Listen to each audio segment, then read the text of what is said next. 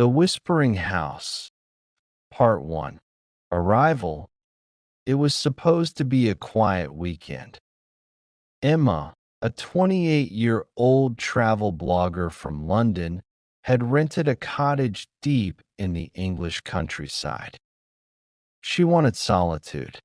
No Wi-Fi, no neighbors, just her camera, and the sound of birds. The cottage was old, built in the late 1800s, but charming. Ivy curled around its stone walls, and the wooden porch creaked under her boots as she stepped inside. The air smelled of dust and lavender. A fireplace stood cold in the corner, and faded portraits lined the hallway. Emma smiled. "Perfect," she whispered, setting down her backpack. She spent the afternoon filming the surroundings. The moss-covered well, the twisted oak tree behind the house, and the narrow trail that led into the woods. Everything felt cinematic, peaceful. But as dusk fell, the mood shifted.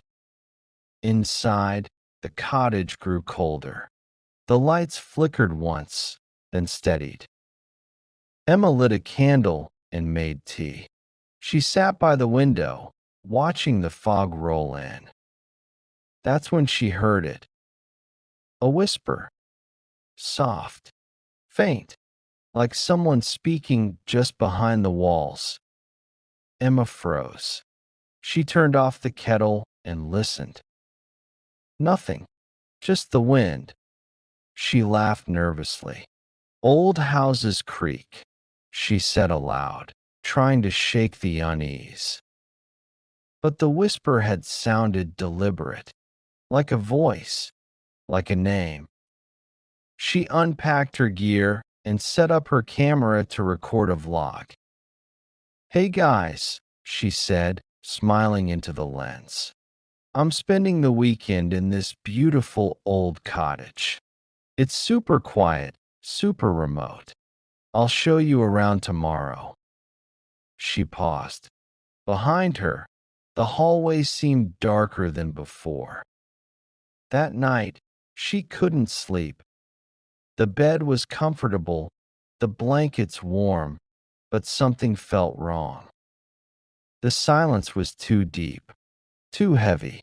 And then, again, the whisper, this time clearer.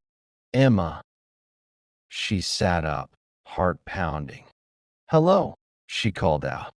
No answer. She grabbed her flashlight and walked through the house. Kitchen, empty. Living room, empty. Hallway, empty. But the attic door was ajar. Emma didn't remember opening it. She climbed the narrow stairs, each step groaning under her weight. At the top, the attic was dusty and dim. Cobwebs hung like curtains.